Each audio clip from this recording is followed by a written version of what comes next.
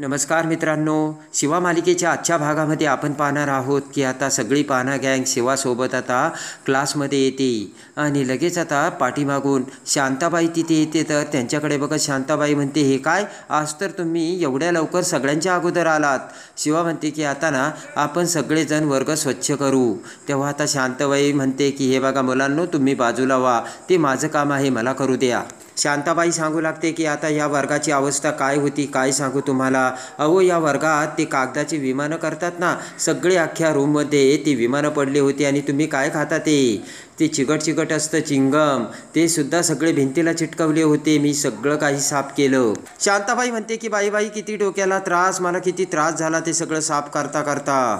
शिवा आता मोठ्याने म्हणते की सगळ्यांनी झाडू घ्या चला. तर आता शांताबाई म्हणते नको अगं शिवा, तू कशाला कामाला लावतेस, सर मलाच ओरडतील. शिवा म्हणते काही नाही. आणि सगळी पाना गँग आता कामाला लागलेली असते. शिवा बेंच वगैरे सगळं काही व्यवस्थित ठेवत असते. पाना गँग सगळी झाडू मारत असते आणि सगळा वर्ग एकदम स्वच्छ केलेला असतो. एवढंच काय, शिवानी आता वर्गात पोचा देखील शांताबाईकडून घेऊन मारलेला असतो. आणि ते सगळं झाल्यानंतर शिवा आता खडू घेते आणि फळ्यावरती रात्र शाळा दिनकर तांदळे सर असे फळ्यावरती लिहिते. आणि तेवढ्यात आता मिया चाचा आणि राकेश तिथे येतो आणि दोघेही आता शिवाकडे बघू लागतात. पटकन आता शिवा म्हणते की यापुढे आम्हाला मनापासून शिकायचं आहे, तेव्हा यापुढे मिया चाचा राकेश आम्ही तुम्हाला अजिबात नाही त्रास देणार. आणि लगेच आता तांदळे सर तिथे आलेले असतात आणि तांदळे सरांना बघता क्षणी सगळेजण उठून उभं राहतात आणि म्हणतात एक साथ नमस्ते. आता तांदळे सर खुश होतात आणि सगळ्यांना बसावयास सांगतात. तांदळे सरांचे लक्ष आता ब्लॅकबोर्डकडे जाते आणि त्यावरती आता रात्रशाळा दिनकर तांदळे सर असे शिवाने लिहिलेले असतात. तांदळे सर आता आणखी खुश होतात आणि म्हणतात की अरे वाह.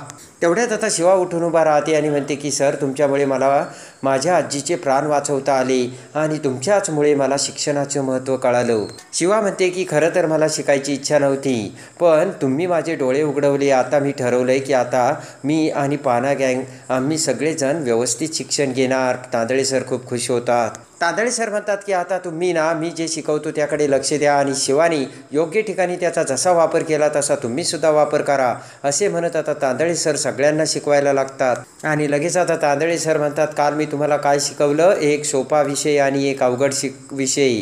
त्यामधलं आता मिया चाचा तुम्ही काल मी जे सांगितलं ना ते सांगा. मिया चाचा उठून उभा राहतात आणि ते सगळं सांगतात. आणि त्यानंतर आता तांदळे सर म्हणतात की कुठल्या विषयाचा आपण कुठे वापर करू शकतो ते तुम्ही सांगताल का.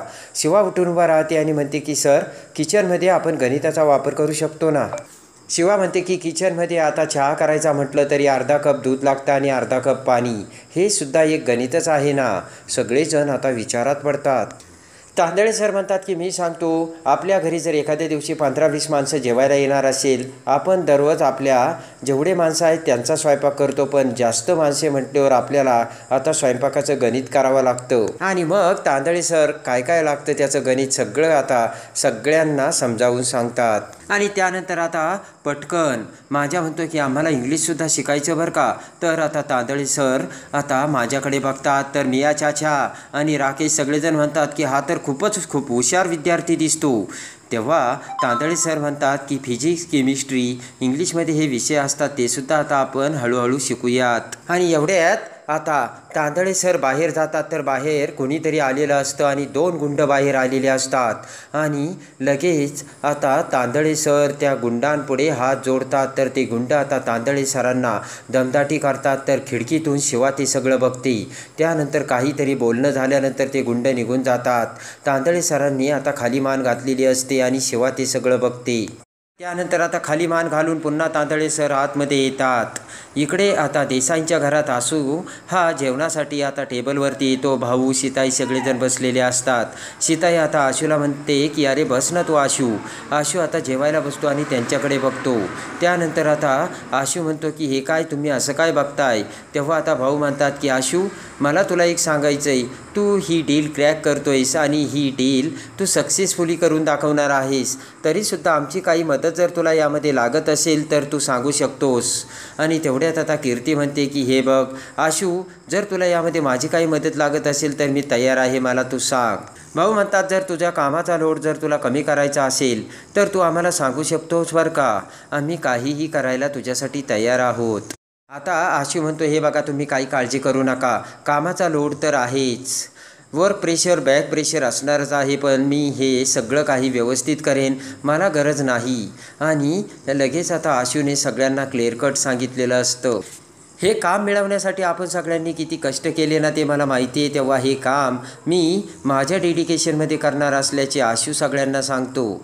आशू म्हणतो की ऑफिसचं काम ना काका बघतोय, हे काम मी बघतो, तेव्हा मला ऑफिसचं टेन्शन नाही आहे भाऊ. आणि त्यानंतर तेवढ्यात आशूचं जेवणही उरकलेलं असतं. सीताई म्हणते हे काय आशू, एवढ्यात तुझं झालं देखील. आशू आता भांडे घेऊन बाजूला जातो. तर सीताई म्हणते की एवढा बिझी मी आशूला कधीच आत्तापर्यंत बघितलं नव्हतं. आणि त्यानंतर आता वर्ग सुटलेला असतो. इकडे शिवा पाना गँग वर्गाच्या बाहेर येते. त्यानंतर आता सगळेजण खुश झालेले असतात. पाना गँग म्हणते की सर काय सांगत होते काय माहिती ते फिजिक्स केमिस्ट्रीचं. शिवासुद्धा आता म्हणते की बरं तुम्ही चला बाहेर, मी आलेच पाठीमागून. शिवा आता पाना गँगला बाहेर काढते. त्यानंतर शांताबाई समोरच काम करत असताना शिवा आता शांताबाईकडे येते. शांताबाई आता तिथे सोप्यावर आथरून टाकत असते आणि शिवा ते बघताच आता शांताबाईला म्हणते की तुम्ही इथे राहता का. शांताबाई डचकते. इकडे तिकडे बघत शांताबाई म्हणते की कोणी मला बघितलं नाही ना. तर शिवा म्हणते नाही. तर आता शांताबाई म्हणते की हो मी इथेच राहते, पण माझी मजबुरी आहे. आणि त्यानंतर आता शांताबाई म्हणते की माझं घर एकदम पलीकडच्या टोकाला आहे, मला इथे काम मिळालं ना, मग एवढ्या लांब कसं जायचं, म्हणून माझी मजबुरी आहे, मी इथेच राहते, पण तू सरांना काही सांगू नको बरं का. मी वाटलंच तर माझं बाळ बिस्तर घेऊन उद्या निघून जाईन. तर लगेच शिवा म्हणते नाही नाही शांता काकू तुम्ही काही काळजी करू नका. शिवा म्हणते की मी असं कुणाला नाही सांगणार, पण मला आश्चर्य वाटलं की तुम्ही खोली घेऊन का नाही राहत मग. आणि लगेच आता शिवाकडे बघत आजीच्या डोळ्यात पाणी येतं. शांता आजी म्हणतात की अगं पोरी, खोली घ्यायला पैसे पाहिजेत ना, आणि गावावरून मी इकडे आली आणि इथेच मला काम मिळालं. आणि लगेच आता शांता काकू म्हणते की कुणाला सांगू नकोस. शिवा म्हणते की एक काम करा ना, तुम्ही माझ्या घरी येता का. पदराने डोळे पुसत शांता काकू म्हणतात की तुझ्या घरी अगं बाई बाई नको नको. आणि लगेच आता ती शांता काकू म्हणते की बरं ये मी इथे. शिवा म्हणते असं काय करता, इथे ना पंखा आहे ना वारा आहे. आणि शांता काकूकडे बघत शिवा म्हणते की तुम्ही घरी चाला, तुम्हाला बरं वाटेल. आणि त्यानंतर आता शिवा ही शांता काकूला घरी येण्यासाठी तयारच करते. तर शांता काकू म्हणते की बरं उद्या येईल बाई मी, आणि शिवा निघून जाते. इकडे आता दिव्या ही तिच्या खोलीमध्ये आलेली असते. आणि आता चंदन अर्चनाबरोबर कसा बोलत होता हे सगळे प्रेमाचे क्षण आता दिव्याला आठवतात. दिव्याचा जळफळाट झालेला असतो आणि रागाच्या रुद्रावताने लालेबुंद होऊन दिव्याच्या डोळ्यातून आता रागीट अश्रू बाहेर पडत असतात. दिव्याला खूप राग आलेला असतो आणि दिव्याच्या डोळ्यासमोर कायम तेच येत असते. चंदन आणि अर्चना कसे एकमेकांना टाळी देत हसत होते आणि गप्पा मारत होते. आणि तेवढ्यात आता दिव्या ही तिच्या मोबाईलवर मॅनेजरला मेसेज करते. त्यामध्ये दिव्याने लिहिलेलं असतं की hello sir, can I call you please. आणि इकडे आता तो मॅनेजर त्याच्या घरामध्ये ड्रिंक्स करत असतो. आणि तेवढ्यात दिव्याचा मेसेज बघतोच आणि मॅनेजर खुश होतो आणि लगेच यस हा मॅनेजरने रिप्लाय केलेला असतो. आणि त्यानंतर आता लगेच दिव्या ही अद्वैत सरांचा मेसेज आल्याबरोबर आता त्यांना कॉल करते. लगेच आता अद्वैत सर म्हणतात की दिव्या काय झालं. तर दिव्या रडू लागते. अद्वैत सर म्हणतात की हे बघ दिव्या काय झालं, तू रडतेस का आणि मला सगळं सांग. तर दिव्या म्हणते हे बघा सर, मला ना खूप एकटं वाटत होतं आणि मी कुणाला फोन करू हे मला कळत नव्हतं, म्हणून मी कॉल केला. तर अद्वैत सर म्हणतात की काय झालं ते मला सांग. दिव्या म्हणते की माझा नवरा मला कमी लेखायचं म्हणून मुद्दाम कुठल्याशी तरी मुलीशी बोलत बसलेला बघितला आहे आणि मला खूप गिल्ट येतोय, मुद्दाम त्याने हे सगळं केलंय. दिव्या म्हणते की पण यामध्ये माझी काय चूक आहे सर, तुम्हीच आता सांगा. दिव्या म्हणते मी स्वतःच्या पायावर उभं राहण्याचा प्रयत्न करते. इकडे दिव्या म्हणते की मला ना खूप एकटं वाटत होतं म्हणून मी तुम्हाला कॉल केला.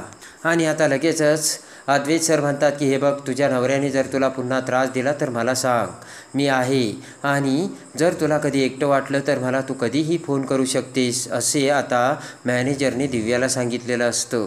आणि लगेच आता मॅनेजर फोन ठेवतो. इकडे आता दिव्या म्हणते की चंदन तुला काय वाटलं की तू मला एवढे साधीबोळी समजला का. आता तुला काय वाटलं तू मला रडवशील, मी आता बघ काय करते ते. आणि इकडे आता पुन्हा शिवा ही आता स्कूलमध्ये आलेली असते. तर सर आता चहा घेत असतात आणि त्यांच्या ऑफिसमध्ये आता शिवा आतमध्ये येते. तेवढ्यात आता शिवा ही सरांना भानावर आणते. सर काहीतरी विचार करत बसलेले असतात. तांदळे सर त्यांच्याकडे बघतात आणि म्हणतात की अरे तुम्ही आलात आणि चहा घ्या ना. तेवढ्यात आता सर म्हणतात की चहा घ्या. तर शिवा म्हणते की नाही नाही आम्ही ना घेऊ नंतर चहा, पण मला तुमच्याशी थोडं बोलायचं होतं. तर हसतच तांदळे सर म्हणतात की अरे वा तुम्हाला आता शाळेची गोडी लागली वाटतं. शिवा म्हणते की तुमच्यासारखे सर असताना मग गोडी लागणार नाही तर काय. आणि लगेच आता शिवा म्हणते की मला ना त्यापेक्षा थोडं विचारायचं होतं. तांदळे सर म्हणतात विचार. तेव्हा आता शिवा म्हणते की मागाशी तुम्ही शिकवत होता त्यावेळेस तुम्हाला कोणी भेटायला आलं होतं का, कोण होतं ते. शिवा म्हणते की नाही नाही म्हणजे ना तुम्ही त्यांना भेटलात त्यानंतर तुम्ही थोडे वेगळ्या वाटलात, त्यांनी तुम्हाला त्रास दिला का. आणि लगेच आता पाना गँग म्हणते की हे बघा सर आम्हाला सांगा आम्ही खूप डेंजर पोरं आहोत आणि ना ते पुन्हा कधी शाळेचे बाहेरसुद्धा दिसणार नाहीत. आणि माझ्या म्हणतो खरंच हे डेंजर पोरं आहेत बरं का सर, तुम्हाला दिसतात हे साधे. तेव्हा आता तांदळे सर म्हणतात तसं काहीच नाही आहे. आणि लगेच तांदळे सर म्हणतात की माझं खाजगी काम होतं म्हणून ते बोलायला आले होते. आणि तेवढ्यात पाना गँग म्हणते की आम्हीसुद्धा वस्तीत राहतो सर, खाजगी कामं असे नसतात, काय झालं ते सांगा ना. आणि स्टेफनी म्हणतो की तुम्ही काहीतरी खरं सांगा, आम्ही काहीतरी पर्याय काढू. तर आता पाना गँग आणि शिवासमोर तांदळे सर आता त्यांचे कोणते भयानक सत्य सांगणार आणि शिवा आणि पाना गँग त्यांना कसे त्या आता प्रॉब्लेममधून बाहेर काढणार हे बघण्यासाठी आणि शिवा मालिकेच्या डेली अपडेटसाठी बेल नोटिफिकेशनवर क्लिक करून आपल्या चॅनलला लाईक करा, सबस्क्राईब करा.